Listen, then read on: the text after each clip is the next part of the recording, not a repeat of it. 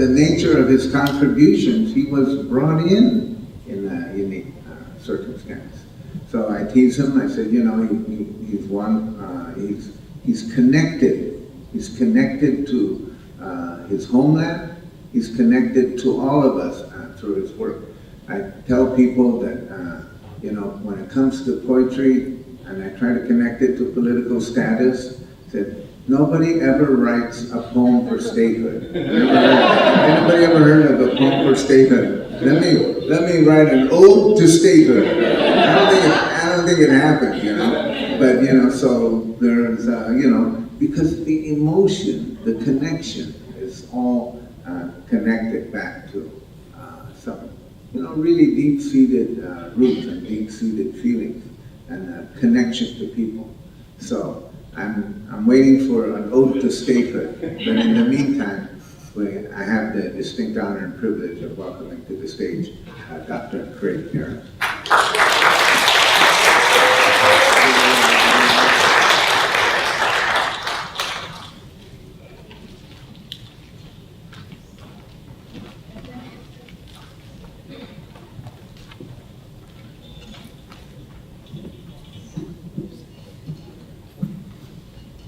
Today.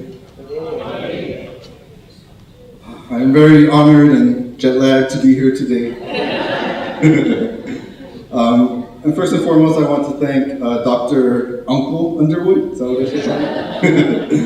For inviting me to be part of this lecture series. It's a great honor. I have 2 young kids, so I don't get to travel much. But when Dr. Underwood invited me, knowing that he's going to retire soon, I had to beg my wife to come out here to be part of this, and me being here is also kind of my way of honoring you and all of your service to Guam and to the Chamorro people.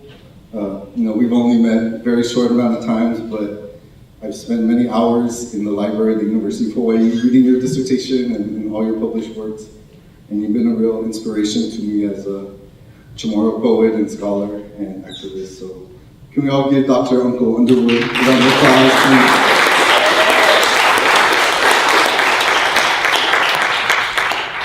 I also want to thank David, Jonas, and Chris for organizing my visit here today, as well as to all the folks here at UOG that made this possible, so thank you. I want to thank all my friends and my family, my aunties and uncles who came out to support me here today and who helped raise me when I was growing up here. I lived here till I was 15 years old, and it really did take a village to raise me. I also want to thank my dad, and of course my mom and my siblings who are in California, but my dad is here, for picking me up from the airport, for always picking me up from the airport, and for taking me to Proa and Mescla. I joked earlier I'm like too full to read poems tonight, but thank you, Dad, for all your support over the years. I also want to again thank my wife and kids for making this possible. And I want to dedicate my talk and reading tonight first to my godfather, Diego Mendiola, and then also to my grandmother, my Grandma Perez, who passed away last month. And I wasn't able to come here for the funeral, but I feel very lucky to be here and to visit her grave tomorrow before I leave back to Hawaii. And I'm gonna try to read a few poems in her honor. Might get kind of emotional, but I'm gonna try. Since I'm feeling very thankful and full of gratitude, I want to start with a poem that's all about thanks. It's called A Global Thanksgiving, and it's a true story based on my actual Thanksgiving meal I ate last year. A Global Thanksgiving. Thank you, instant mashed potatoes. Your bland taste makes me feel like an average American. Thank you, incarcerated Americans, for filling the labor shortage in packing potatoes in Idaho. Thank you, canned cranberry sauce, for your gelatinous curves. Thank you, Native American tribe in Wisconsin. Your lake is now polluted with phosphate-laden discharge from nearby cranberry bogs. Thank you, crisp green beans. You are my excuse for eating dessert later. Thank you, indigenous migrant workers, for picking the beans in Mexico's farm belt. May your children survive the season. Thank you, NAFTA, for making life dirt cheap. Thank you, Butterball Turkey, for the word butterball, which I repeat all day. Say it with me, butterball. Butterball. Butterball. Butterball. Butterball. Butterball. Because it helps me swallow the bones of genocide. Thank you, dark meat, for being so juicy. No offense, dry and fragile white meat. You matter too. Hashtag all meat matters. Thank you, 90 million factory farm turkeys, for giving your lives during the holidays. Thank you, factory farm workers, for clipping turkey toes and beaks so they don't scratch and peck each other in overcrowded dark sheds. Thank you, genetic engineering and antibiotics, for accelerating their growth. Thank you, stunning tank, for immobilizing most of the turkeys hanging upside down by crippled legs. Thank you, stainless steel knives, for your sharpened edge and thirst for throat. Thank you, defeathering tank, for your scalding hot water, for finally killing the last still conscious turkeys. Thank you, turkey tails, for feeding Chamorros all year round. Thank you, Empire of Slaughter, for never wasting your fatty leftovers. Thank you, tryptophan, for the promise of an afternoon nap. Globalization is stressing me out. Thank you, store-bought stuffing, for your ambiguously ethnic flavor. You remind me that I'm not an average American. Thank you, gravy, for being hot off the boat and the most beautiful brown. Thank you, dear listeners here at UOG, for joining me at the table of this poem. Please join hands. Bow your heads, join hands please, bow your heads, and repeat after me. Let us bless the hands that harvest and butcher our food. Bless the hands that drive delivery trucks and stock grocery shelves. Bless the hands that cooked and paid for this meal. Bless the hands that bind our hands and force feed our endless mouth.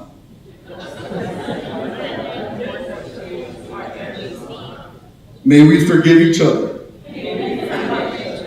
and be forgiven. Awesome. Give yourselves a round of applause.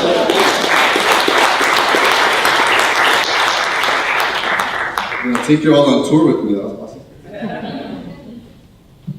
But now that you clapped after that poem, you have to clap after all my poems, or else we'll get jealous of each other. I'm serious. So at UH, I teach a class called food writing, and it's a fun course in teaching the Pacific, of course, because we all like to eat. But of course, there's also a lot of politics and culture and history related to our food practices.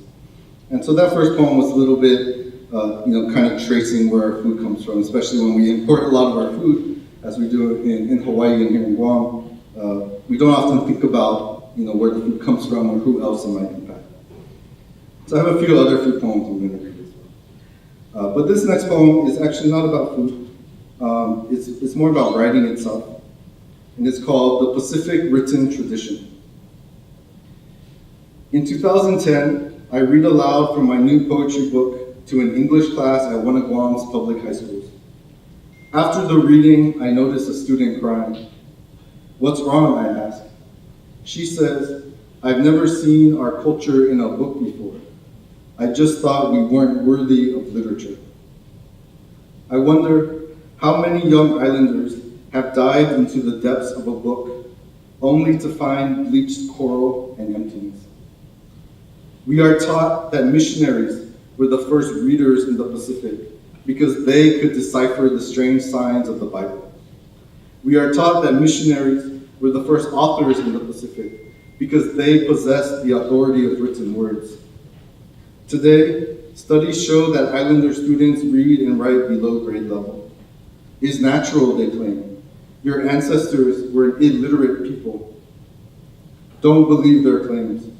Our ancestors deciphered signs in nature, interpreted star formations and sun positions, cloud and wind patterns, wave currents, and ocean efflorescence. That's why Master Navigator Papa Mao once said, quote, If you can read the ocean, you will never be lost, end quote. Now let me tell you about the Pacific written tradition, about how our ancestors tattooed their skin with defiant scripts of intricately inked genealogy, stories of plumage and pain, or how our ancestors carved epics into hard wood with a sharpened point, their hands, and the pressure and responsibility of memory, or how our ancestors stenciled petroglyphic lyrics on cave walls with clay, fire, and smoke. So the next time someone tells you islanders were illiterate, teach them about our visual literacies, about how we are reclaiming the skill to read and write the intertextual sacredness of all things. And always remember, if you can write the ocean, we will never be silenced. Thank you.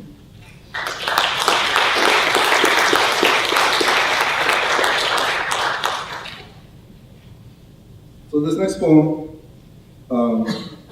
is called Family Trees, and it was written for the 2016 Guam Educators Symposium on Soil and Water Conservation. And my godmother and auntie asked me to write a poem for this event about trees was their theme that year. But when I was writing the poem, I also got sent around a letter from the military asking any carvers or healers or artists to come onto the base and to choose the trees they want to keep, and so after they bulldoze them, they'll deliver it to us, right? So nice. And so, you know, the poem came from being about trees to being really about trees in Guam and the impacts of militarization on our ecosystem. Family trees. Before we entered the jungle, my dad asked permission of the spirits who dwell within. He walked slowly, with care, to teach me like his father taught him how to show respect. Then he stops and closes his eyes to teach me how to listen. Ekamuk, as the winds exhale and billow the canopy, tremble the understory, and conduct the wild orchestra of all breathing things. Niduk, Lemai, Ifit, Zoga, Nunu, he chants in a tone of reverence, calling forth the name of each tree, each elder, who has provided us with food and medicine, clothes and tools, canoes and shelter. Like us, they grew in dark wombs, sprouted from seeds, were nourished by the light.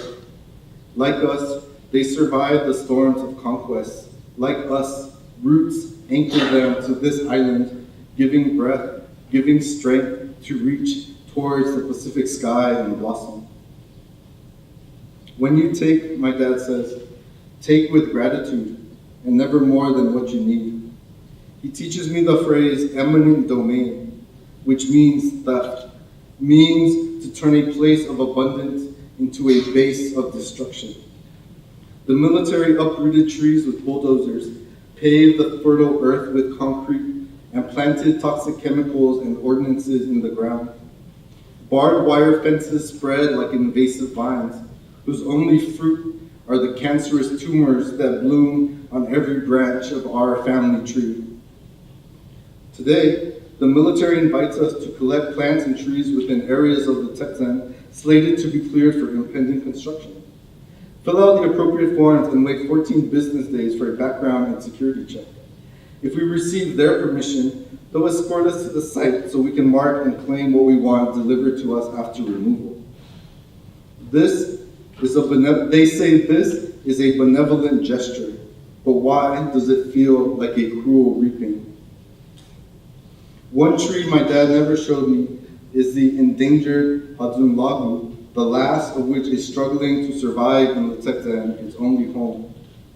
Today, the military plans to clear the surrounding area for a firing range, making the tree even more vulnerable to violent winds, invasive pests, and stray bullets. Don't worry, they say.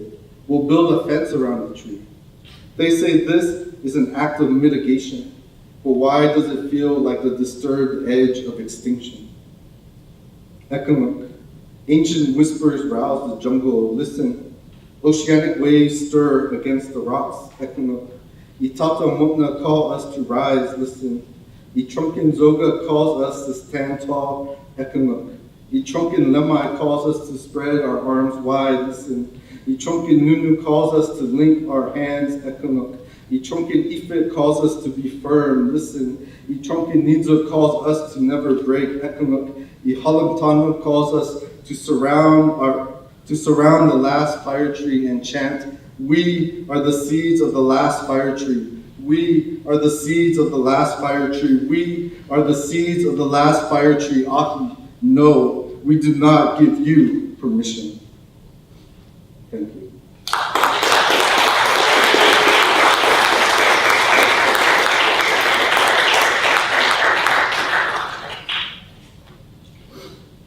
So this next poem is another food poem. It's called Ode, ending with a confession to the first mango I ate on Guam after 2 decades away. So you know when you migrate, right, one of the things you miss is all the food. Yeah. Okay. All the mangoes I've tasted in California were imported and lost their true flavors in transit from Mexico or Ecuador. All the mangoes I've enjoyed in Hawaii were homegrown and ripened by island sun, but they act too glamorous sometimes. They're very Polynesian mangoes. But they act too glamorous sometimes, with their own annual festival at a 5-star hotel, where local chefs and mixologists dress them in fancy pupus and cocktails. But you, the first mango I've had on Guam after decades away, are modest. My godfather picked you from his farm in Inarahan, and my godmother placed you on a plate for my breakfast. They're at Mass this human morning, and we're finally alone. and we're finally alone.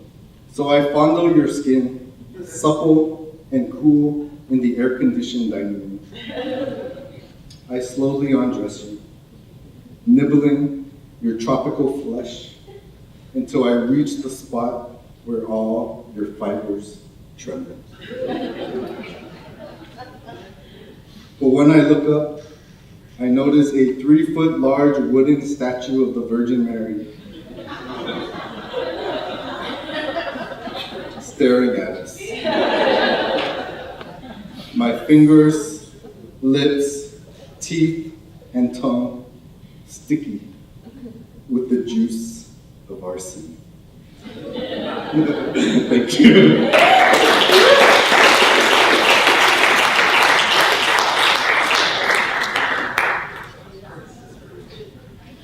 So besides food and the environment, one of the major themes that I read about is migration and kind of being a diasporic, or what we call off-island Chamorro. And so this next poem is called Off-Island Chamorros. And I really wrote this poem because when I've been on tour for my poetry, I've been lucky enough to meet Chamorros in, all across the state. And, Chamorros, of course, on the island, have a mini identity crisis, but it's even worse for diasporic Chamorros. So I wrote this poem for that. Off-Island Chamorros. My family migrated to California when I was 15 years old. During the first day at my new high school, the homeroom teacher asked me where I was from. The Mariana Islands, I answered. He replied, I've never heard of that place. Prove it exists. And when I stepped in front of the world map on the classroom wall, it transformed into a mirror. The Pacific Ocean, like my body, was split in two and flayed to the margin. I found Australia, then the Philippines, then Japan. I pointed to an empty space between them and said, I'm from this invisible archipelago. Pretty much every Chamorro I met has this, like pointing to the map, but Guam is not there. All the students laughed, and even though I descend from oceanic navigators, I felt so lost, shipwrecked on the coast of a strange continent. Are you a citizen, he probed? Yes, my island Guam is a US territory. We attend American schools, eat American food, listen to American music, watch American movies, play American sports, learn American history, dream American dreams, and die in American wars. You speak English well, he proclaimed, with almost no accent. And isn't that what it means to be a diasporic Chamorro? To feel foreign in a domestic sense. Over the last 50 years, Chamorros have migrated to escape the violent memories of war, to seek jobs, schools, hospitals, adventure, and love. But most of all, we've migrated for military service, deployed and stationed to bases around the world. According to the 2010 census, 44,000 Chamorros live in California, 15,000 in Washington, 10,000 in Texas, 7,000 in Hawaii, and 70,000 more in every other state, and even Puerto Rico.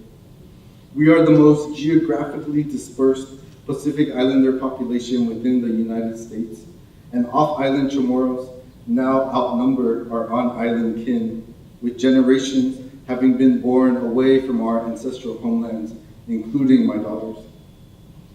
Some of us will be able to return home for holidays, weddings, and funerals. Others won't be able to afford the expensive plane ticket back to the Western Pacific. Years and even decades might pass between trips, and each visit will feel too short. We'll lose contact with family and friends, and the island will continue to change until it becomes unfamiliar to us. And isn't that too what it means to be a diasporic Chamorro, to feel foreign in your own homeland? And there'll be times when we'll feel adrift without itinerary or destination. We'll wonder, what if we stayed? Or what if we returned? When the undertow of these questions begin pulling you out to sea, remember, migration flows through our blood like the aerial roots of Ichonkinunu. Remember, our ancestors taught us how to carry our culture in the canoes of our bodies. Remember, our people, scattered like stars, form new constellations when we gather. Remember, home is not simply a house, village, or island. Home is an archipelago of belonging. Thank you.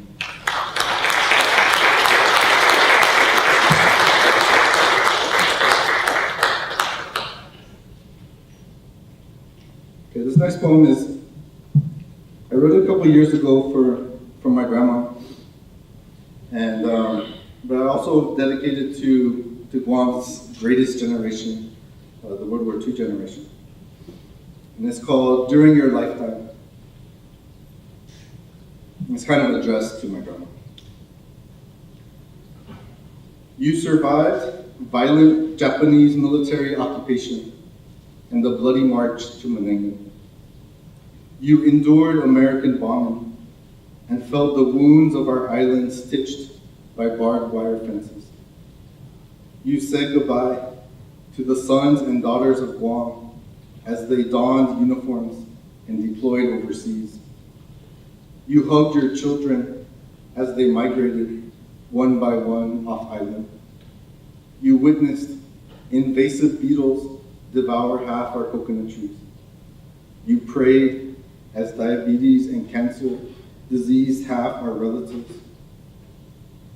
You listened as English endangered our language and snakes silenced our birds. Dear Grandma, I doubt if we'll ever receive true reparations or sovereignty over our own nation. I can't count how many more body bags will arrive with tough boxes and folded flags. I'm not sure if our language and birds will sing wild once again beneath healthy coconut trees. And I don't know if all your children, grandchildren, and great-grandchildren will return home together during your lifetime to show the abundance that you will be survived by. Thank you.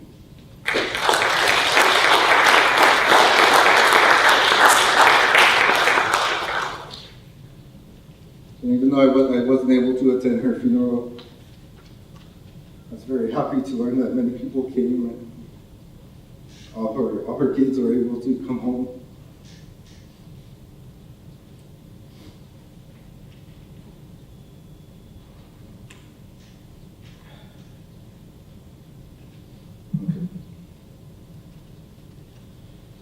This next poem is called, it's another food poem.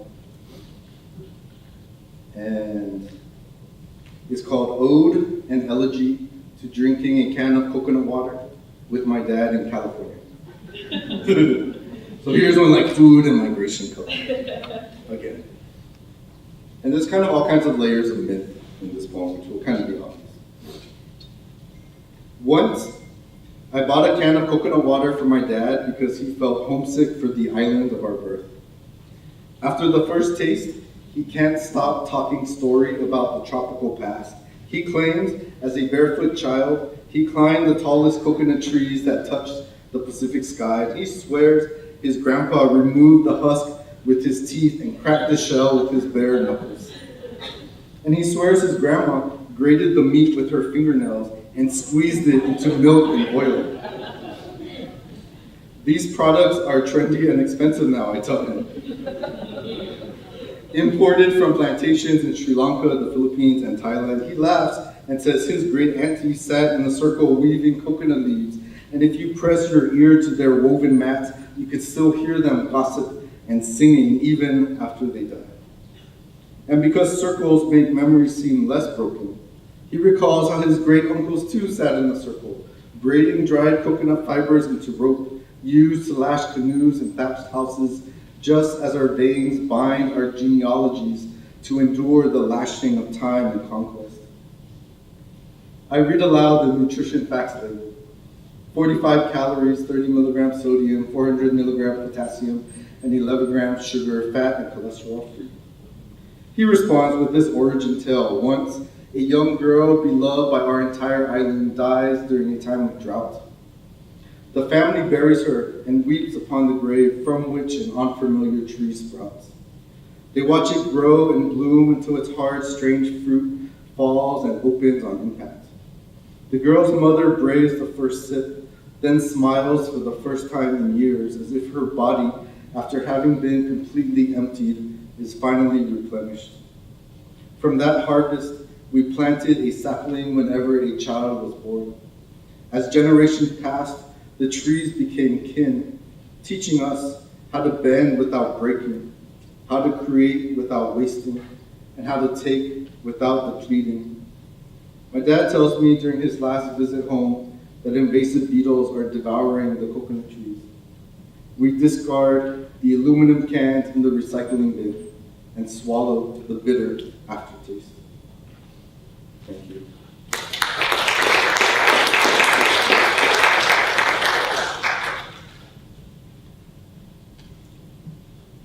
So this next poem is very short. You guys know like what haiku are, yeah? Very short Japanese form, 575. I've been writing a bunch of Chamorro versions called kaduku. And they're basically just very short poems, but I didn't count it, so they're too lazy. So they're basically lazy short poems. And this poem is called Second Date on Small Island. Wait, she said. Did you check? Yes, I said. Don't worry, we aren't too much, cousin.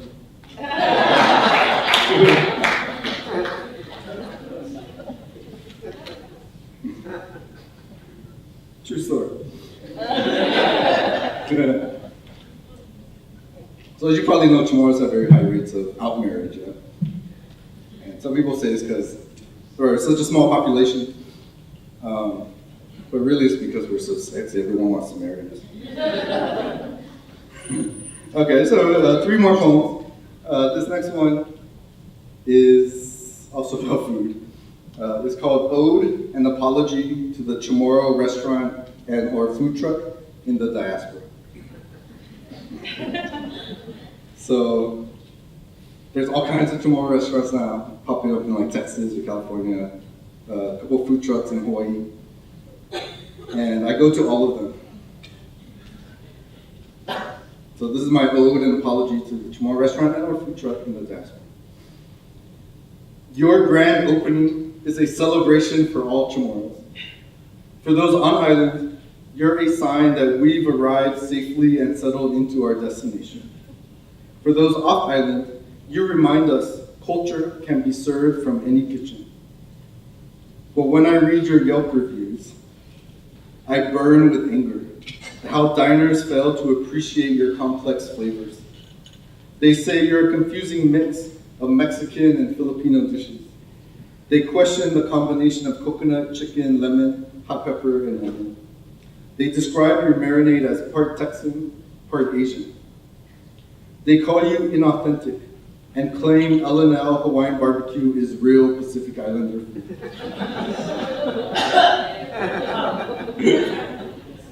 I've heard all this before, ever since my family migrated to California. But I say to you, Situ'us Ma'asi, thank you, brave chefs, for believing in our cuisine, for the shine of your red rice, the tang and depth of your kelaguen, the spice of your finiten.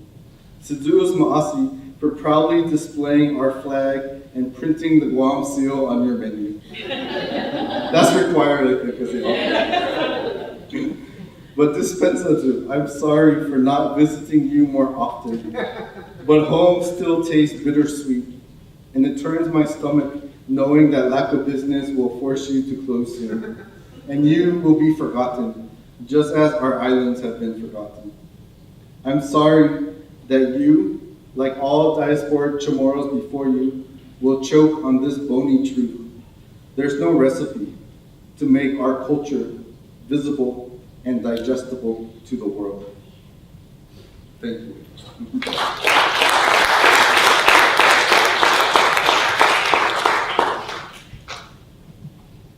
So I think most of these Chamorro restaurants and food trucks fail in some ways because a lot of people have never heard of Chamorro food, so there's no connection. And of course, the Chamorros who go there, who should be like the main people holding these restaurants up, Chamorros go there and they eat and they're like, my red rice is better. My kelaguen is better. So Chamorro. Okay. Just two more poems. This one is, I just wrote this actually when I found out my grandma had passed. And it's called The Patron Saint of Bingo. This is for you, Grandma. Bingo is not indigenous to Guam. Yet here we are, in the air-conditioned community center next to the village Catholic church. You set the bingo cards and ink daubers on the table. You sit in your wheelchair like an ancient sea turtle. This is your daily ritual, daily prayer. The last time I played bingo with you was 25 years ago, when I was still a teenager and still lived on island. I remember when you won, you never shouted bingo too boastfully. When you lost, you merely said, "Agupa, tomorrow we'll feel lucky." Either way, you always smile during bingo. Here, no one punishes you for speaking Chamorro. Here, no war invades and occupies life. Here, no soldiers force you to bow to a distant emperor or pledge allegiance to a violent flag. Here, no nation steals our land. Here, you're safe to gossip and play with your friends. You watch the bingo balls turn in the wire cage like giant beads from a broken rosary. You turned 95 years old this year, this was last year, making you the eldest manunko in this room. I no longer attend Mass, yet here I am praying to the patron saint of bingo to call forth your fateful combination of letters and numbers. I pray for you to win, not for the gambler's rush or the sin of money. I pray for you to win because you carry so much loss, having outlived Grandpa and most of your childhood friends. Suddenly, someone else shouts bingo. You sigh, put down the ink dauber, and sit back into the shell of your wheelchair. When's your flight, you ask me? Agupa, Grandma, tomorrow. But today I feel so lucky.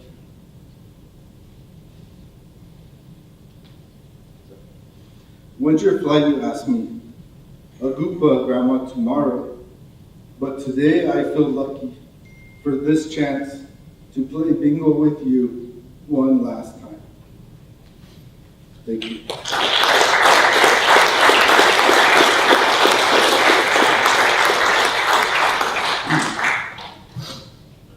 Okay, it's my last poem.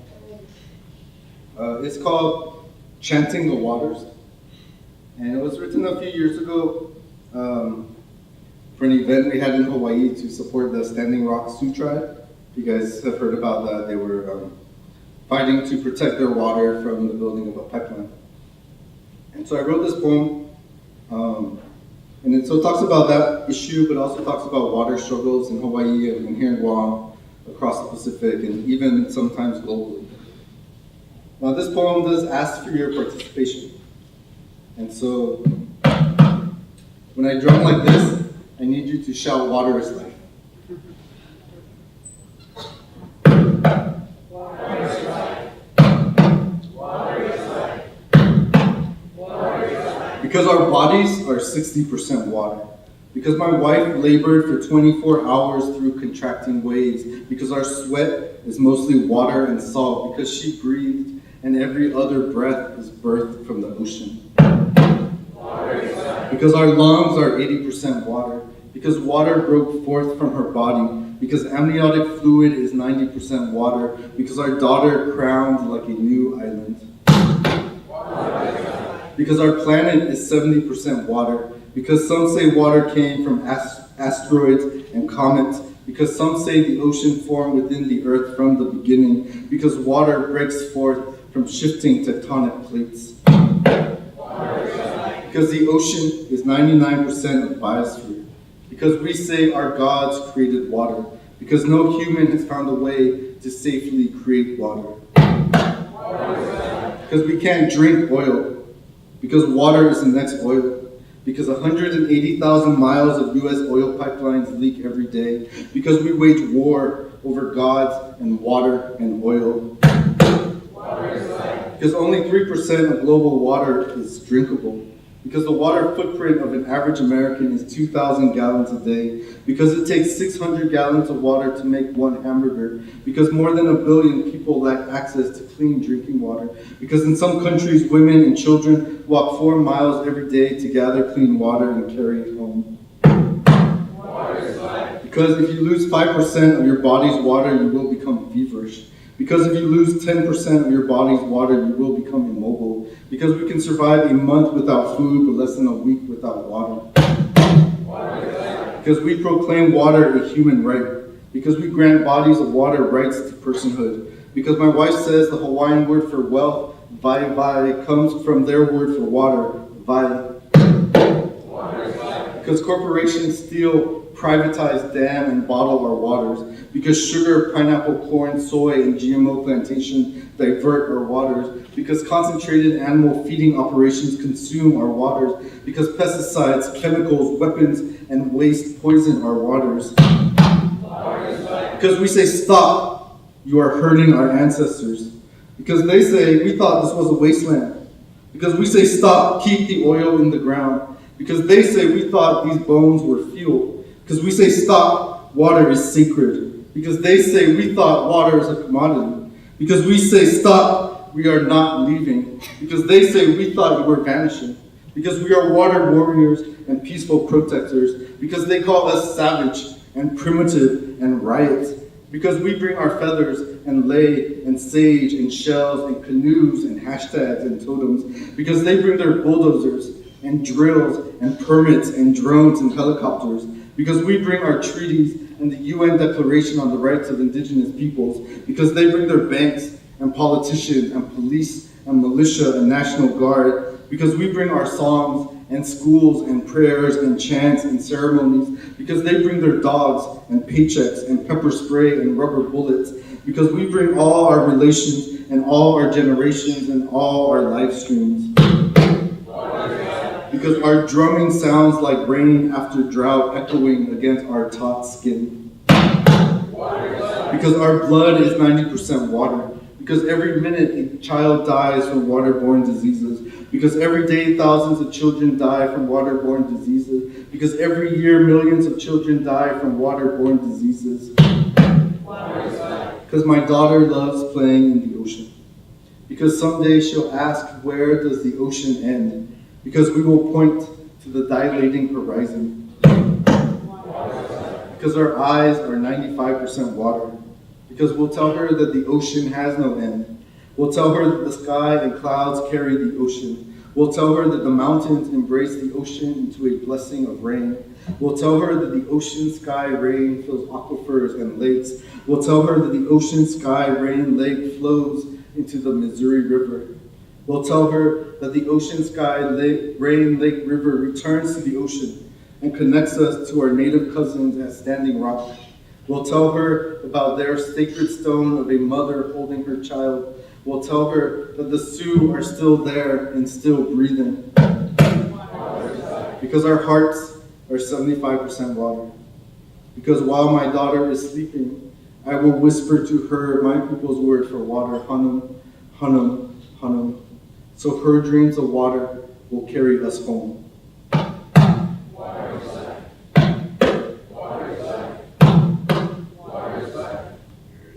Thank you. So this is awesome.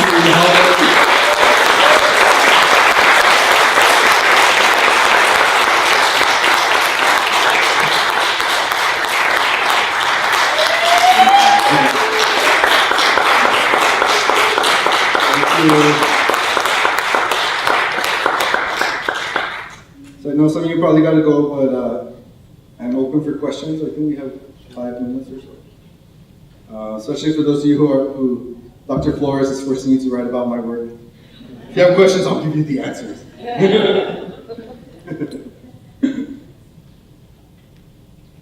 Here we go. Question over here.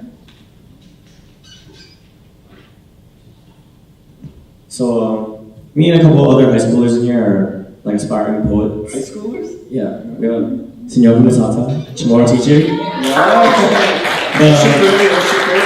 One of I think our biggest issues is that, you know, being our age, I guess you could say it's kind of like we're kind of severed from, you know, a lot of the generation from World War II is starting to pass away, and the cultural ties are starting to die out.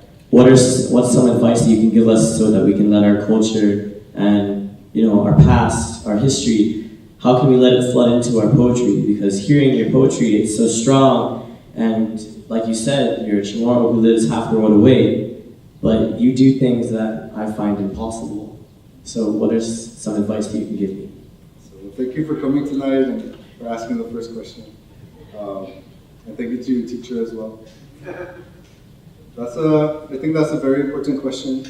For me, you know, one of my favorite things about growing up here was, you know, going to Fiesta or just being around family. And, you know, being a kid, you just have to listen, yeah? And so you get to listen to all your elders talk story. And that was really what I loved growing up, and one of the things I missed the most when we left. You know, just being surrounded by family, being surrounded by stories. And so I guess my piece of advice would be, you know, to talk to your elders as much as possible, and even to ask them questions. And you could always frame it as a school assignment too.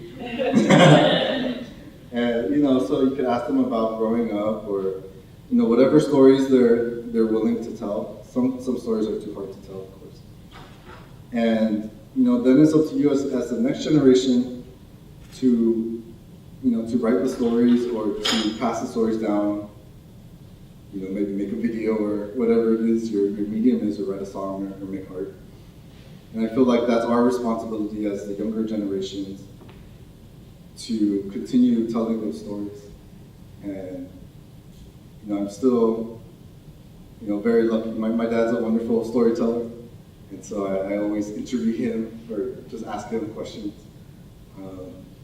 And so I think just talk to your elders before they pass, and, you know, especially sad that, you know, my grandma passed. I didn't get to spend as much time as I would like just talking with her after we moved. And so I think, you know, do it before it's too late. And of course, one of the the joyful dangers of asking Chamorros to tell them stories is that they never shut up. So get a recorder, because trying to transcribe a Chamorro talking story is not healthy for your arthritis. But thank you for that first question. What's that? Sure. At what age did you realize that your words have power? I know. Actually, really. I guess when I first started writing, actually after we migrated, and I started writing as a way to still feel connected to home, even though I was far away. And so I guess it was then when I was in high school where I realized words had power, because it made me feel like, wow, I'm in California now, and I'm writing this poem about home, and it's giving me some kind of comfort, you know. And so, and of course, you could use your writing for other means, in terms of remembering history, or making a political statement, or performing, poem at an activist event or something like that. So, poetry has all these different powers. But I guess for me, I first realized it in high school, and it was more just to empower myself and to still stay connected. Thank you. Good luck the rest of this semester.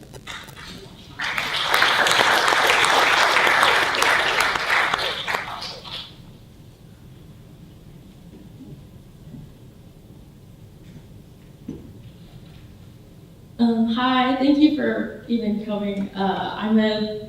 This is my first year as an English teacher. We were just teaching, I was just teaching your poetry this semester on a Pacific literature. This is just really special. But part of what my student, and even being a student just a couple of years ago in college, how did you muster up the courage to be like, I'm not just gonna write personally, journal, I'm gonna publish my writing? Because I think, for my students and for me, that's still such an intimidating world. So how did you start? What were your first, young days as an aspiring writer, and how did you get to this point now where you're a nationally recognized writer? Because it's been really inspiring to teach that story to my students, who when I first asked them, can you name any Pacific Islander writers? And all of them were like, no, they don't exist. And I have to be like, first of all, yes, they do. But then also just filling that gap of they are out there and they're doing incredible things. So first, thank you for even coming and being a voice in my classroom. But also, how'd you do it? Thank you. Where do you teach at? I teach at SCA down in Agate. But yeah, so I have a lot. It's great being really down south with a lot of my southern kids who when I taught that class, they were like, Miss, there's no Chamorro writers. And I was like, yes, they've been around since we've been around, with our language, with our oral tradition, but to kind of introduce people who are being published still today, that was really inspiring. But their question to me, and I was like, you know what, if I ever meet him, I'll ask him, how did you do it? So where did you start, and kind of what was that process like? So, well, thank you for being a teacher. I think today is Teacher Appreciation Day. Yeah, so thank you for coming tonight. And as an educator myself, I know it's hard work, so I appreciate what you do. And especially the fact that, they had that idea because the education system has been so colonial for too long. And so I appreciate the fact that you are decolonizing the curriculum and introducing them to Pacific literature. I think it's going to empower them for the rest of their lives, so thank you for doing that. How I did it? Chamorro magic.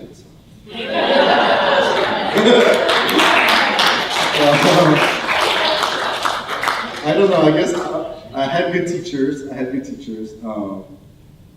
teachers growing up here. I went to Carbolito and St. Anthony. But when I moved to California, I had some good teachers too that taught me a lot about, I went to a public school, but it was very progressive.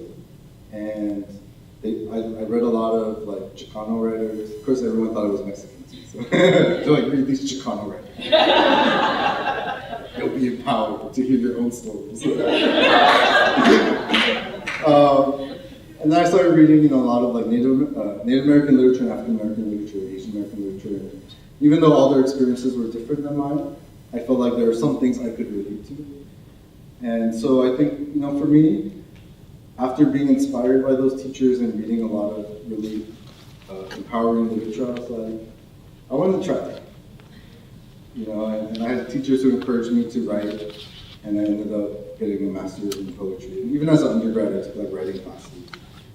And so I think it'll be, I'm sure you probably do this, but to have them write their own stories about, their village or their family and their identities or their struggles or whatever.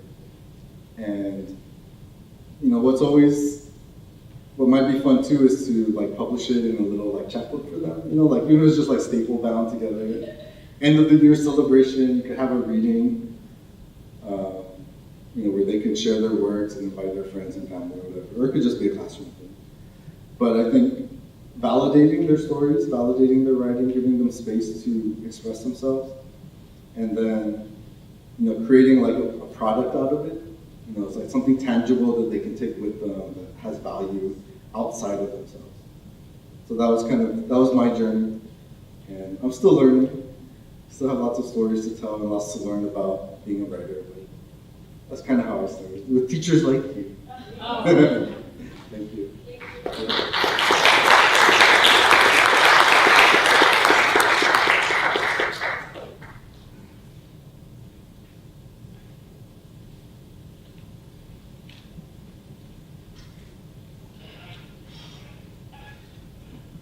Could you talk a little bit about the writing process?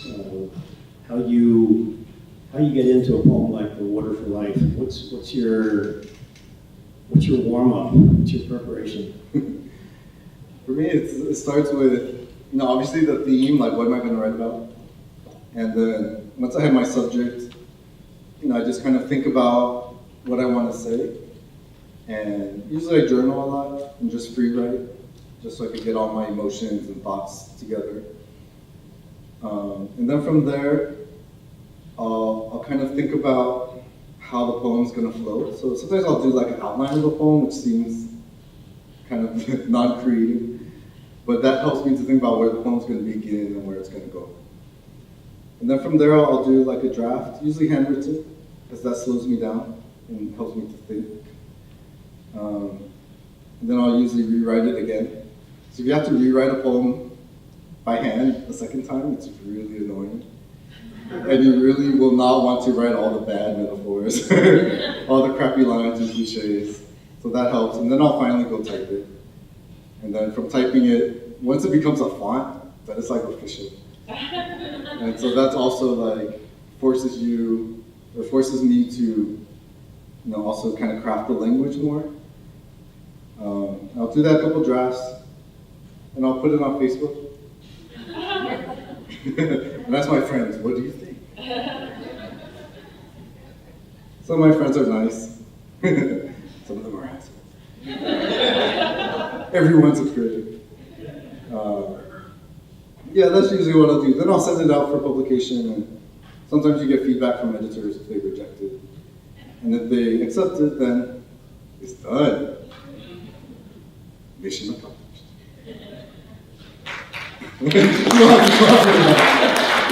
That's work, that's labor. Pay them.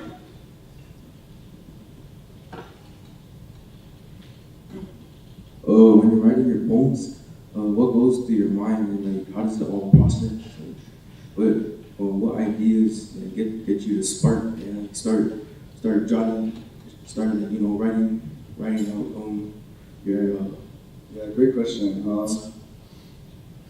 I think for me, with that bingo poem, that's the newest poem I've written. It's kind of started with memory, just thinking about when I was here last year and went to play bingo with my grandma, and then that kind of threw me back into another memory because she used to pick us up from Carmelito, and sometimes if we got out early, she'll take us with her to bingo. So that made me think about the last time I was there with her as a very young kid. And then you start to think about what do I want, what am I feeling, right? What do I want to say about what I'm feeling? And then, then you want to think about how can I describe this scene in a way that that has like imagery or that has a setting to it, that has description. And then, sometimes just metaphors come to you. The one about the bingo balls is broken rosary, giant rosary beads. I don't know where that came from, it's kind of bizarre. Now you'll never play bingo the same way. But it just comes sometimes, and then you craft it, what you remember, what you see. So that's kind of what I go through. The mango poem, no cup. I think you know what I was thinking about. Thank you. One last question, actually. One last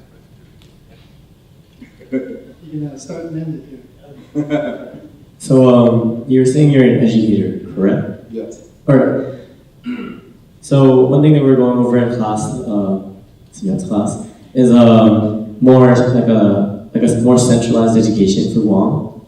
Wait, say that again? A centralized education, sorry, I can't say. But a centralized education. Okay. So like if you think about it, like us students, we learn using textbooks that are flown from thousands of miles away. So how do you feel about the idea of teaching Guam students about Guam topics? Utilizing, whether it be actually utilizing the Chamorro language in class, other classes, or whether it be connecting those subjects to something that they can relate to. Instead of saying that 13 inches of snow fell on the floor, you could say like 13 inches of flame tree petals or something. Something that we can actually imagine in our head, because a lot of kids have never seen snow and will never see snow. What am I supposed to imagine here? You can't tell me someone walked into a Walmart, because I don't know what a Walmart looks like. 13 inches of fallen campaign, political campaign. So I just wanted to ask your opinion on that as Like, that's well. all? That's a great question, and I think that's so important. And I think it is important to localize education and the curriculum. And talked about the earlier comment, right, to decolonize our curriculum, to make it place-based, make it relevant to where you're at. And that's kind of something, so I teach at the University of Hawaiʻi, and that's something I do in my classes.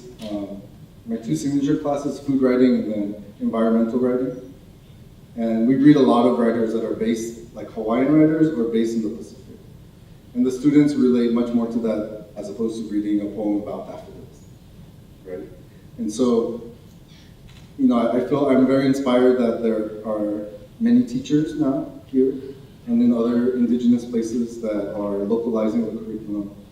Even sometimes that means you gotta make your own readers, right? Or provide the students with their own reading materials that aren't in the imported textbooks. I think that's crucial. And I think it's very inspiring too to see so many Chamorro writers and so many Pacific writers in general writing, poetry, books, even making films and music. These are all materials we could bring into our classrooms to inspire the students and to teach them what they need to learn, but in a way that's relevant. And of course, UOG is kind of at the forefront of doing this kind of work, even with just renaming the semesters, which is another powerful gesture that I think will lead to other changes too. And so good luck. And I know to all of you here, UOG have one more week left or something. Thank you for coming out tonight. I appreciate it.